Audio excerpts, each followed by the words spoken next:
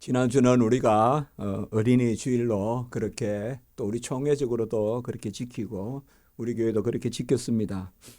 오늘은 어버이 주일로 또 그렇게 우리가 지킵니다. 사실 부모에 대한 효도를 가장 많이 강조하는 것이 바로 우리 성경이라는 것을 알 수가 있습니다. 오늘 말씀에서 보면 이 레위기는 하나님의 백성들이 살아가는 그런 법을 베풀어 주신 말씀이 이 레위기인데, 특별히 오늘 말씀에 보면 하나님께 거룩하고 부모를 경외하라. 그 가운데 안식일을 지키고 다른 것을 쫓아다니지 마라. 그렇게 어떻게 보면 하나님을 경외하고 부모를 경외하고 그것이 바로 거룩한 삶이다. 이렇게 말해주고 있습니다. 다른 것은 다 쫓아다닐 필요가 없다. 경외란 말 우리 교회에서는 제 자신도 그렇고 이 단어만 봐도 너무 은혜가 되었어요. 갈 수 없는 가운데서도 이끌려가고 또 그 가운데서 우리가 여호와를 찾는 그런 것이 하나님 앞에서의 경외의 모습인데, 이 경외라는 말을 성경에는 하나님 외에 부모에게만 이렇게 쓰고 있어요. 왕에게 경외하라 그렇게 말 안 해요. 하나님을 경외하고 오늘 3절에 보면 너희 각 사람은 부모를 경외하라. 그 가운데 안식일을 지키라. 그 가운데 우상을 멀리하라. 이렇게 오늘 말씀해 주고 있습니다. 하나님 경외와 부모 경외가 이스라엘의 백성의 가장 중요한 덕목인 거룩의 핵심이라는 것을 우리에게 말씀해 주고 있습니다. 이스라엘 백성의 정체성은 크게 보면 두 가지입니다. 할례를 받았느냐 받지 않았느냐, 그리고 율법대로 사느냐 마느냐. 그래서 할례를 받은 것이 중요한 표고 율법을 맡았습니다. 이 하나님의 법을 섬기면서 지키면서 살아가는, 하나님의 법을 듣고 지키며 살아가는 것이 이스라엘 백성의 가장 중요한 두 덕목입니다. 할례를 8일 만에 아이를 낳았을 때, 남아를 낳았을 때 행하는 것은 그것이 바로 그 하나님의 언약의 가문에 들어간다는, 아브라함과 이삭과 야곱의 그 12지파의 가정에 들어간다는 것이 바로 할례로서 표가 되고, 율법은 가정교육서라고 해도 과언이 아닙니다. 하나님의 법은 성전 안에서만 익히고 성전 안에서만 지켜지는 것이 아니라 가정교육서가 바로 하나님의 율법입니다. 하나님의 율법의 핵심이 뭐냐? 우리가 레위기에서 볼 수 있듯이 가장 중요한 핵심이 바로 제사법입니다. 어떻게 하나님께 제사를 드릴 것인가? 이 제사를 드리는 방식을 하나님은 세세히 낱낱이 알려주셨어요. 마음 가는 대로 기분 나는 대로 하나님께 제사 드리는 것이 아니라, 제사 드리는 곳은 성전이고 성전은 어떻게 만들 것이고 그리고 제물은 어떻게 드릴 것이고 아주 세세하게 그렇게 제사법을, 제법을 하나님께서 우리에게 알려주셨어요. 그래서 제사장들은 무엇보다도 그 하나님의 제사법에 능통하고 하나님의 제사법을 잘 알고 그것에 맞추어서 1.1핵이라도 어김없이, 특별히 제사장들은 갖춰 입는 옷도 다르고 그만큼 준비해서 예배를 드렸다는 것을 볼 수가 있습니다. 이 제사를 핵심으로 해서 1년의 달력이 돌아가는데, 하나님의 그 달력은 바로 절기로 그렇게 돌아가는 것입니다. 로마서 12장 1절에는 보면 이 제사를 빗대어서 이제 신약시대 사람들이 어떻게 예배를 드릴 것인가. 로마서 12장 1절에 너희 몸을 하나님이 기뻐하시는 거룩한 산 제물로 드리라. 이는 너희가 드릴 영적 예배니라 라고 이렇게 말씀하고 있습니다. 거룩한 산 제물로 드리는 것이 이 신약시대 때에 우리에게 주어지는 그 예배라는 것을 말씀해 주고 있습니다. 오늘 말씀에서 하나님을 경외하고 부모를 경외하는 것이 거룩한 삶이라고 했는데, 그러면 이 거룩한 삶은 하나님을 향하여 거룩해야 되고 부모를 향하여 거룩해야 되는데, 이 거룩함이란 것이 무엇입니까? 가장 잘 나타나는 말씀은 오늘 읽었던 말씀, 우리 다다음 장에 가보면 레위기 21장 26절에 보면, 너희는 나에게 거룩할지어다. 이는 나 여호와가 거룩하고 또 너희를 나의 소유로 삼으려고 너희를 만민 중에 구별하였음이라. 여기에 거룩의 두 핵심이 나옵니다. 첫 번째는 하나님의 소유라는 것입니다. 거룩의 핵심은 우리가 우리의 것이 아니라 하나님의 것이라는 것입니다. 그러므로 우리는 하나님께 돌려져야 한다는 것입니다. 고르반이라고 해서 내 것이 아니라 나는 하나님께 드려진 바 되었다라고 하는 것이 바로 거룩의 가장 중요한 요소라는 것입니다. 너희를 나의 소유로 삼으시고, 두 번째 거룩의 중요한 요소는 너희를 만민 중에 구별하였음이라. 거룩의 두 번째 요소는 바로 우리가 구별된다는 것입니다. 다른 사람들과 다르다는 것입니다. 다 똑같이 사는 것이 아니라 뭔가 분별되어 살고, 뭔가 다른 법도를 쫓고, 뭔가 바라보는 것과 지향하는 것이 다르다는 것입니다. 우리는 뽑힌 백성이요 선택된 자들이요, 우리의 신앙은 보편적이지 않고 특별한 은혜 가운데서 하나님이 베풀어 주신 것이므로, 우리는 부름을 받은 자들이요 내가 너를 지명하여 불렀다, 지명된 자들이요, 이것이 바로 거룩이라는 것입니다. 그래서 거룩의 두 요소는 우리는 우리의 것이 아니요 하나님의 것이요, 그러므로 우리는 구별된 삶을 살아야 된다는 것. 이사야 43장 1절에 보면 내가 너를 지명하여 불렀나니 너는 내 것이라. 제가 보기에 성경에 이 구절만큼 거룩을 잘 한 줄로 드러낸 말씀이 없어요. 너를 지명하여 불렀나니, 지명하여 불렀다, 구별시켰다 이 말이에요. 지명해서 불렀다 이 말이에요. 10,000명 중에 1,000명 중에 10,000,000명 중에 여호와의 손이 지시하여서 내가 너를 지명하여 불렀나니 너는 내 것이라. 바로 구별되고 드려지는, 그래서 거룩은 구별되어서 하나님의 것으로 드려지는 삶, 그것이 바로 거룩한 삶이라는 것입니다. 오늘 제가 부모에 대한 효도를 말씀드리면서 제목을 잡았지만은, 하나님 앞에 거룩함과 부모에 대한 효가 구별되어 있지 않고 오늘 말씀에 보면 함께 나온다는 것이죠.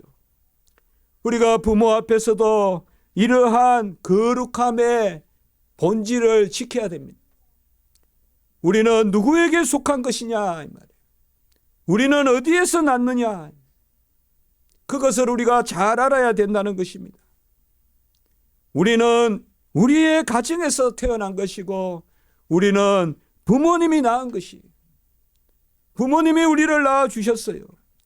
1차적으로 하나님이 우리의 소유된 바 되시고 하나님이 우리의 주인이시지만은, 이 땅에서 우리의 주인은 하나님이 부모로서 세워주셨어요. 어느 가문에 속하고 어느 가정에 속한 것이 분명해야 돼요. 사람이 두 가정을 가지면 안 돼요. 사람이 어느 한 가정에만 속하여 있어야 돼요. 남자든 여자든 자식이든 부모든 한 가정에만 속하여 있어야 돼요. 그것이 바로 뭐냐 하면, 우리는 누구에게 속하느냐. 나를 낳으신 분은 세상에서 우리 부모님밖에 계시지 않는다 이 말이에요. 그래서 위로는 하나님이 우리의 소유가 되신다면, 하나님이 나를 가지시고 너는 내 것이라 라고 하신다면, 가정에서는 우리 부모님이 너는 내 것이다 라고 하시는 분이라 이 말이에요. 나의 소유는 부모님께 속한 것이라는 것입니다.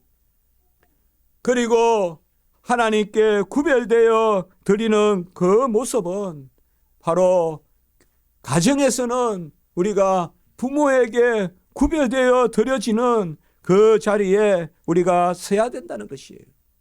그래서 거룩이라는 이 구별됨과 거룩이라는 하나님께 드려짐이 가정에서 자녀들이 부모를 바라보면서도 이러한 마음가짐을 가져야 된다는 거예요. 부모 것만 내 것이고 나는 나고, 그게 아니라는 거예요. 1차적으로 내가 부모의 소유라는 거예요. 자식이 부모의 소유라는 거예요. 부모가 오라면 오고 가라면 가고 부모에게 속한 것이 자식이라는 거예요. 부모 거는 다 내 것이고 내 것은 내 것이고 그것이 결코 아니라는 거예요. 요새야 이러한 도가 많이 떨어졌지만은 성경은 분명하게 우리에게 가르쳐 주고 있어요. 부모에게 절대 순종하고 그 본질이 뭐냐? 제5계명에 내 부모를 공경하라 하는 것은 부모가 나를 낳아주셨기 때문에, 부모가 나를 길러주셨기 때문에, 낳은정 기른정 그 가운데 있기 때문에 부모가 바로 나는 부모님께 속한 존재다 이 말이에요. 사실 부모님은 자식을 쓸 수 있는 존재고 부모님은 자식을 명령하여서 움직이게 할 수 있는 존재고, 이것이 혹시 역행되어 있지 않은지, 자식은 부모를 마음껏 움직이고 자식이 부모한테 때렸으면 부모는 다 해줘야 되고, 이러한 것으로 지금 세태가 되어가고 있지 않은지, 그리하여 영 재미가 없는 멋이 없는 사회가 되어가고 있지는 않은지. 부모가 있어야 멋있는 사회예요. 자식은 부모 앞에 고개를 조아려야 그게 멋있는 사회고 그게 깊은 성숙한 사회인 거예요. 부모가 자식에서 절절 매고 부모가 자식이 오라면 오고 자식이 가라면 가고 그런 세태가 되어버리니 이 세상이 재미가 없는 거예요. 심오함이 없는 거예요.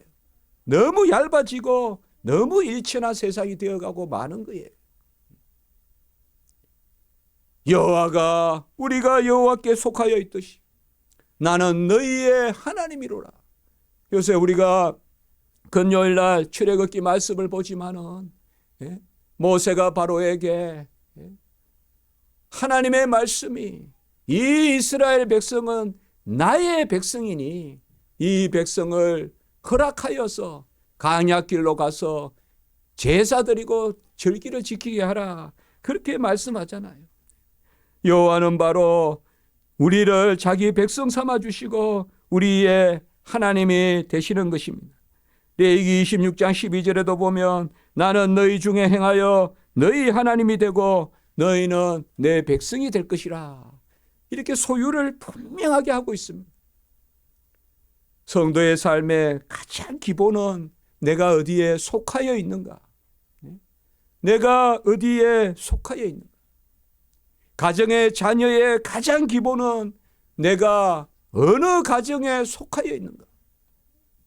그 가정에 처마가 너설너설하고 비가 새더라도 가정은 건물이 아니에요. 가정은 부모가 계신 곳이 가정이에요. 건물이 있다고 가정이 아니에요. 건물이 아무리 울뚝 서도 그 가정을 섰다고 하지 않아요. 가정에 도가 없고 질서가 없으면 그 가정은 풍지박산난 가정이에요.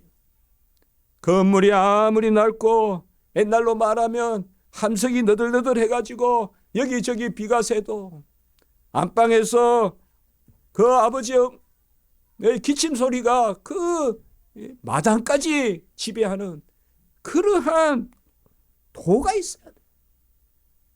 이 시대에 특별히 한국 사회가 보면 이것이 참 걱정이에요. 참 걱정이에요. 왜 70세 된 택시 운전하시는 분을 젊은 사람이 때려서 죽이냐 말이에요. 세상에 이런 게 어디 있냐. 모든 도가 없어져. 모든 도가 없어. 어른이 젊은이들을 눈치 봐야 되고 부모가 자식을 눈치 봐야 되고 어떻게 이런 시대가 돼버리냔 말이에요. 이게 너무나 개탄스럽단 말이에요. 중요한 것은 기독교가 이렇게 3분의 1이 되는 사회에서 어떻게 이런 현상들이 만연하냐. 이런 것부터 우리가 좀 생각해 보자 이 말이에요. 사회운동 좋고 사회정의 좋지만은 우리 기독교가 가는 곳에는 효도가 있어야 된다. 여호와 하나님을 경외하는 자마다 오늘 3절의 말씀과 같이 각 사람은 너희 부모를 경외하라. 부모가 눈빛만 해도 자식이 움직여야 그 가정이 깊이가 있고 그 가정이 멋이 있고 그런 자녀가 향기가 있고 그런 자녀가 심오하고 그렇게 되는 것이지. 마치 그 부모를 마치 그냥 자기 장난감 가지고 생각했어. 버튼 누르면 오는 게 부모고 누르면 가는 게 부모고 그런 마음으로 20대 30대 40대까지 살아가니 어찌 사회가 되겠냐 이 말이에요. 이 사회가 질서가 서겠느냐 이 말이에요. 레위기 27장 29절에 보면 온전히 여호와께 바쳐진 사람은 다시 무르지 못한다. 저는 오늘 여호와 하나님에 대한 경외와 거룩과 우리 부모님에 대한 경외와 거룩에 대한 그 말씀을 함께 나눠보고 있습니다. 여호와 하나님께 한번 바쳐진 사람은 다시 무르지 못한다. 이것은 어떻게 보면 우리 인생이 여호와께 속해서 손해본다 그게 아니라 한번 여호와께 속한 사람은 다시 하나님이 물러주지 않는다. 하나님이 책임을 주신다. 그것을 우리에게 말씀해 주고 있습니다. 우리 가정에서 먼저 부모를 섬길 때 이 땅의 아버지를 알 때 하늘의 아버지를 인정하게 되고 이 땅의 부모에게 효도하는 사람이 하나님께 거룩하게 경외하는 그 자리로 나아감을 우리에게 말씀해 주고 있습니다. 오늘 2절의 말씀에 보면 여호와께 거룩하라. 3절의 말씀에 보면 부모를 경외하고 그리고 3절 후반부에 보면 안식일을 지키라. 그리고 4절에 보면 우상을 멀리해라. 우리가 우상을 멀리해라가 2계명이고 안식일을 지키라가 4계명이잖아요. 그리고 부모에게 효도하라가 5계명인데 오늘 말씀은 그렇게 나와 있지 않아요. 먼저 여호와 한 분 하나님께 거룩하라 1계명을 이야기하고 그리고 바로 약속 있는 첫째 계명인 5계명을 이야기하고 있어요. 이것이 오늘 말씀에서 우리가 아주 은혜를 받는 부분인 것입니다. 하나님을 경외하고 부모를 경외하는 이 본질 가운데서 안식일이 거룩하게 되는 것이고 그리고 우상을 멀리하게 되는 그것을 볼 수가 있는 것입니다. 여러분, 우리 부모님들이 부족하고 연약하더라도 우리는 그 부모님께 속하여 있습니다. 우리 부모님들에게 경외하십시오. 우리 부모님들을 존경하십시오. 하나님께 예배 드린다면 부모에게 봉양하십시오. 교회 헌금은 잘하는데 부모님께 봉양하지 않는다면 그것은 올바르지 않습니다. 그것은 고로반하면서 자기의 의무를 멀리하는 그런 바리새인의 모습과 다를 바 없습니다. 우리 십자가지기 교회는 하나님께 헌금하는 것 중요하지만은 부모님께 봉양하는 것도 중요하다는 것이에요. 부모에게 주기적으로 음식을 대접하고 찾아뵙고 이런 것이 바로 복된 것이라는 것입니다. 성경에는 많은 곳에서 이것을 이야기해 주고 있어요. 하나님께 거룩함을 말하면서 부모에 대한 효를 함께 이야기하는 것입니다. 레위기 20장 7절에서 9절의 말씀에 봐도 그렇습니다. 너희는 내 규례를 지켜라. 나는 너희를 거룩하게 하는 여호와라 하시고는 바로 이어서 누구든지 자기의 아버지나 어머니를 저주하는 자는 반드시 죽을지니 라고 이렇게 레위기에서 말씀하고 있습니다. 부모에게 저주한다는 것이 무엇입니까? 부모를 죽어라 하고 하는 사람이 어디 있겠습니까? 여기에 부모에게 저주하는 자란 말은 다른 것이 아닙니다. 입술로 부모에게 범죄치 말하는 것입니다. 거역치 말라는 것입니다. 부모가 이야기하면 예하라는 것입니다. 그리고 부모에게 그 말씀을 좇아서 순종하라는 것입니다. 부모는 그릇된 것을 가르치지 않습니다. 부모는 가장 사랑스러운 그 말로 우리에게 훈계하고 그것으로 우리에게 베풀기 때문에, 부모는 자기 몸과 같이 자식들을 여기기 때문에 그 부모를 저주하는 자는 반드시 죽여지니라 라고 이렇게 이야기하고 있습니다. 물론 구약에 죽인다는 이 개념을 우리가 신약시대 때 그대로 이야기하면 안 되겠지만은 얼마나 이 구절이 중요한지 말씀해 주고 있는 것입니다. 출애굽기에도 십계명을 20장에 하나님이 주시고 난 다음에 21장에 보면, 21장 15절에 보면 자기 아버지나 어머니를 치는 자는 반드시 죽일지니라. 그리고 21장 17절에 보면 바로 다음 절에 보면 자기의 어머니나 자기의 아버지나 어머니를 저주하는 자는 반드시 죽일지니라. 이 출애굽기에도 이렇게 나와 있습니다. 부모를 치는 자도 반드시 죽일지니라. 그리고 부모를 저주하는 자도 반드시 죽일지니라. 이렇게 출애굽기에서 말씀하고 있습니다. 부모를 친다는 것은 그야말로 육체적으로 부모에게 위해를 가하는 것입니다. 이러한 자식이 어디 쓰겠습니까마는 아무리 허랑방탕한 세상에서 망나니도 부모 앞에 부모가 매를 들면 종아리를 긋는 것이 자식이지, 어찌 자식이 부모에게 그렇게 손찌검을 하겠습니까마는 오늘날 세태가 참 힘든 세태가 아닙니까? 아버지나 어머니를 치는 자는 반드시 죽일지니라. 그리고 아버지나 어머니를 저주하는 자는 반드시 죽일지니라. 육체적으로도 입으로도 마음으로도 부모를 거역하지 말라라고 이렇게 성경은 우리에게 가르치고 있습니다. 이러한 것을 성경에서 많이 볼 수가 있습니다. 제가 설교를 준비하면서 쭉 이렇게 부모에 관한 말씀들을 살펴봤습니다. 잠언에도 보면, 잠언 19장 26절에 보면 아비를 구박하고 어미를 쫓아내는 자는 부끄러움을 끼치며 능욕을 부르는 자식이니라. 그러니까 아비를 구박하고 어미를 쫓아내는 자는, 부모를 막 심리적으로 힘들게 하지 마세요. 부모님들이 세대 차이 난다고 하면서 구박하지 마세요. 제가 오늘 좀 너무 현실적인 이야기를 드립니다. 평생 부모 그늘에서 살아놓고 이제 부모님 연세 드셨다고 사고방식 틀렸다고 그렇게 구박하지 마세요. 부모에게 가정의 중심 자리를 주세요. 부모가 7순이든 8순이든 9순이든 가정의 최고 중심 자리를 부모에게 주세요. 부모를 구석방에 모시지 마세요. 아비를 구박하고 어미를 쫓아내는 나는 부끄러움 끼치고, 우리 자식들은 구석방에 산다고 안 죽어요. 아직 젊으니까. 얼마나 멋있어요. 자식들은 문가방에 살고 부모를 중심적인 방에 모셔야지. 자식이 중심에 살고 부모는 저 문가방에 할머니 계시고 할아버지 계시고, 이게 안 된다 이 말이에요.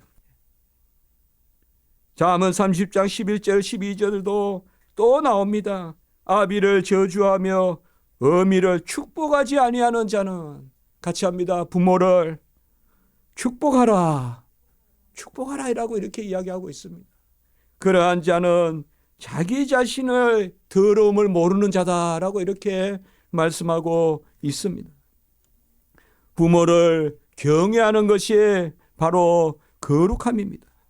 부모를 경외하고 그 가운데서 하나님을 사랑하는, 우리 주님도 십자가에서 그리운 가운데서도 가상 7언 중에 7마디 중에 한 마디가 바로 뭡니까?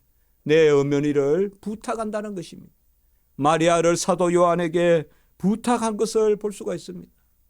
우리 예수님은 끝까지 이 5계명, 부모 순종의 계명, 효도의 계명을 다 한 것입니다.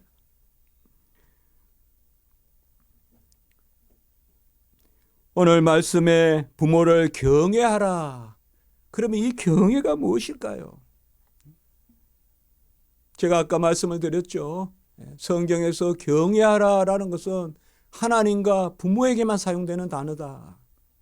이 경외라는 말은 히브리어로 야레라고 합니다. 야레. 두렵다는 뜻입니다. 두렵다. 근데 이 두려움은 뭔가 하면요, 막 짐승이 쫓아서 두려운 게 아니고요, 자리를 제대로 잡아서 앉는 그러한 근신을 뜻합니다. 그래서 내 부모를 경외하라라고 할 때 야레라는 말은 저기는 부모님 자리고 여기는 내 자리다, 그겁니다. 부모는 말씀하시는 분이요, 우리는 듣는 자리요. 자식이 말하고 부모가 듣는 게 아니라 이 말이에요. 부모님이 말씀하시면 자식은 듣는 거고, 부모님이 말씀하시면 자식은 무릎을 꿇는 거고, 그 자리를 지키는 것이 야레, 경외하라는 뜻입니다. 하나님 앞에서도 자리를 잘 지키는 거, 그거 우리가 자주 나누잖아요. 제자리 지키는 게 샬롬이다. 하나님은 하나님 자리에, 우리는 우리 자리에. 그게 경외고, 그게 있어야 샬롬이 있는 거예요. 우리 가정에도 마찬가지다 이 말이에요. 부모님은 부모님의 자리에, 자녀는 자녀의 자리에.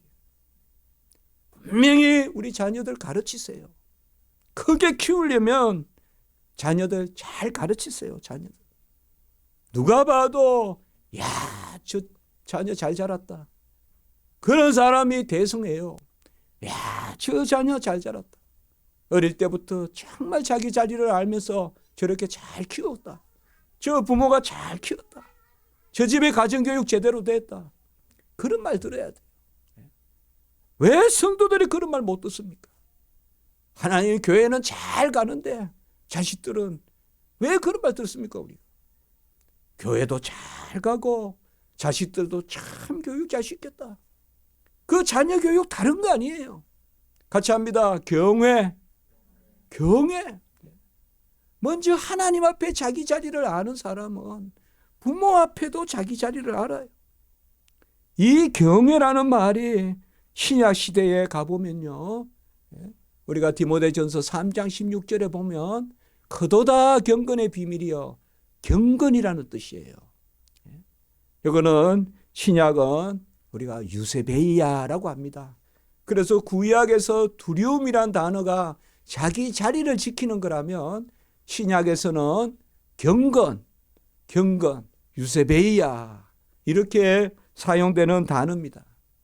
그리고 재미있죠. 이 두 단어가요, 영어에 가면 파이어티라 그래요. 경건. 근데 파이어티란 말을 사전을 찾아보면요, 효도에서 나온 단어예요. 효도에서. 그러니까 경건이란 단어가 어디에서 나왔는가 하면, 본래 그 파이어티란 단어가 어디에서 나왔는가 하면 부모 앞에 무릎 꿇고 부모 말을 청종하고 부모 말을 순종하는, 거기에서 나온 것이 바로 이 경건이란 뜻이에요. 그러니까 구약의 경외, 여호와를 경외하고 부모를 경외하라. 경외가 있을 때 자녀들이 평화가 있어요. 내 것을 주장하고 부모님조차 내 말 따라 움직이면 그 자녀는 평화가 없어요. 그 자녀는 더 이상 의지할 데가 없기 때문에. 한때는 자기가 좋을지 몰라도 아니에요. 우리가 살아보니까 알겠어요. 내가 누군가의 말에 청종하고 내가 누군가의 앞에 무릎 꿇을 때 나에게 평화가 있는 거예요. 그때 나는 의지하게 되고, 그때 나는 누구에게 소원하고 간구하게 되고, 그때 내 마음에 평화가 있어요. 좀 다리에 지가 나는 그 뻐지끄한 그러한 것이 있어야 사람이 평화가 있어요. 내 마음대로 하는 것은 평화가 아니에요. 자식은 뭔가 무릎 꿇을 대상이 있을 때 그 자식이 마음에 평화가 있는 거예요. 잘 생각하셔야 돼요, 여러분들. 평화라는 것은 그저 그냥 처음부터 끝까지 다 자유롭고 일주일 내내 내가 하고 싶은 대로 할 수 있고, 그게 평화가 아니에요. 내가 누웠던 자리는 가지런히 개어놓을 수 있어야 되고, 부모가 왜 이불을 개어줘야 돼요? 내가 누웠던 자리는 가지런히 내가 개는 그 버릇부터 가르치세요. 그리고 부모가 누구야 이렇게 아보라 하면 일단 한번 이렇게 옷매무시라도 가다 두고, 부모 앞에 얼굴을 어떻게 해야 되며, 부모 앞에 얼굴색을 어떻게 해야 되며, 이런 것들이 다 가정교육이라 이 말이에요. 지난주도 우리가 말씀을 드렸죠. 교회 교육, 가정교육, 그리고 학교 교육이 있는데 가장 엄격해야 되는 곳은 교회 교육이다. 그 다음에 가정교육이다. 그리고 직업교육, 그것은 사회에서 배우는 거다. 인성은 교회와 교회와 집에서 배우는 거지 학교에서 배우는 것이 아니다. 학교에서는 직업을 배우는 것이다. 그렇게 우리가 지난주에 말씀을 나눴죠. 그리고 제가 이 말씀도 같이 드리는 것이죠. 가장 엄정할 때 부유함이 있다. 엄격할 때, 중심이 엄격할 때 넓게 회오리를 친다 이 말이에요. 커진다 이 말이에요. 중심이 흔들리면 자유로운 것 같아도요, 요 정도밖에 반경이 안 돼요. 중심이 꼭 서 있으면 가장 엄정할 때 가장 넓어요. 그 단어가 바로 신명기 5장 16절에 내 부모를 공경하라라는 단어예요. 이 공경하라는 단어는요, 히브리어로 카바트라고 하는데 뭔가 하면 무겁게 자리를 잡고 앉아 있다는 뜻이에요. 내 부모를 공경하란 말은 내 부모를 가장 무거운 자리에 두라는 거예요. 그게 공경이에요. 부모를 가벼이 여기지 말라는 거예요. 그 부모를 무겁게 줄 때 그때 무슨 약속을 했습니까? 내게 준 땅에서 생명이 길고 복을 누리리라. 오늘 제가 전반부에 좀 성경 말씀 그대로 전한 거예요. 구약에 죽일지니라 이런 말도 나오고, 야, 너무한 거 아니냐. 그러나 왜 그렇게 하나님이 강하게 부모에 대한 효를 말하고 경애를 말했을까요? 그건 하나님이 자녀들을 축복하기 위한 거예요. 부모의 자리가 무거울 때 자녀들이 생명이 길고 복을 누리리라 신명기 5장 16절에 그렇게 말하고 있어요. 우리가 이 땅에 살아갈 때 복을 누려야 되지 않겠습니까? 우리 자녀들이 기업이 흥황해야 되지 않겠습니까? 이 일을 우리가 가정에서 그리고 우리 교회에서 잘 가르쳐야 된다는 것입니다.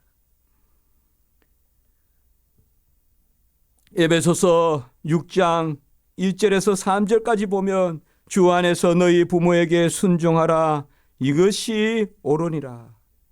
그리고 우리가 아까 읽었지만은 이 부모 순종이 약속이 있는 첫째 계명이다. 부모에게 순종하면 복 받아요. 부모에게 순종하면 크게 열매를 맺어요. 부모 순종이 없으면 자녀들은 불안해요. 부모 있을 때도 불안하고 부모 없을 때는 너무나 불안해서 혼자 사회를 살아갈 수가 없어요. 우리 부모님이 계실 때 자녀들을 엄히 훈육하십시오. 엄히 훈육한다는 것은 다른 말이 아니라 막 학대하라는 것이 아니에요. 절대. 중심을 가르치고 교회에서도 어떻게 행할 것을 잘 알게 하고 교회에도 어느 자리에 앉아야 되고 어느 자리에 행할 것을 부지런히 어릴 때부터 가르치고, 그리고 가정에서도 부모의 효를 잘 가르쳐서 우리 자녀들이 무릎 꿇는 것이, 지난주에 설교를 말하면 바로 훈계를 들음이 복되다는 것을 자녀들이 알 때 그 자녀는 평생 배우려고 할 것이고, 사회에 가서도 더 연장자들에게 배우려고 할 것이고, 그러다 보면 사회에서도 금방 두각을 나타내요. 내가 잘났다고 하는 사람 결코 사회에서 성공할 수 없어요. 가정에서 부모에게 무릎 꿇을 줄 아는 사람, 우리 부모가 항상 옳기만 하겠습니까? 우리 부모가 항상 세상에서 최고 멋있는 사람이겠습니까? 그러나 우리 부모는 한 가지 특징이 있습니다. 같이 합니다. 나는 우리 부모님께 속한 자이다. 우리는 위로는 하나님께 속한 자요, 이 지상에서는 부모님께 속한 자입니다. 이러한 말씀을 가지고 우리가 이 땅에서 우리 십자가지기 교회들, 우리 자녀들 다 축복합니다. 저는 우리 자녀들이 정말 스마트하고 정말 나이스하고 정말 진중하고 딱 자리를 잡고 넓게 할개를 치는 그런 자녀들 됐으면 좋겠어요. 그리고 우리 자녀들이 커서 최고의 효자들이 됐으면 좋겠어요. 최고의 효녀들이 됐으면 좋겠어요. 십자가지기 교회는 효자 효녀들이 많은 교회다, 이 말 듣고 싶어요. 목회하면서 그렇게 하고 싶어요. 저는 우리 부모님께 너무나 불효자거든. 정말 불효자거든. 너무나 불효자거든. 정말 부모님께 잘한 게 생각이 나지 않거든요. 아무것도. 정말 어디 하나 부모님 데려간 적 없어요. 이 흔한 가천 대공원에 한번 데리고 오면 얼마나 좋았겠어요. 대학교 다니면서. 그렇게 하지 않았어요. 아주 불효자입니다. 제가 잘한다는 게 아니라. 그래서 해마다 이때면 애안이 많지만은 우리 왜 제가 이렇게 오늘 말씀을 전하겠습니까? 그때야 복이 있습니다. 약속이 있는 첫째 계명이고, 땅에서 장수하고 기업이 흥황하고, 내 부모를 공경하고 내 부모에게 무거운 자리를 두라. 우리 부모의 그늘이 짙게 하란 말이에요. 그겁니다. 내가 부모에게 속했는데, 부모는 누더기를 입고 있는데 자식은 화려하게 옷을 입으면 뭐 하겠습니까? 그렇지 않습니까?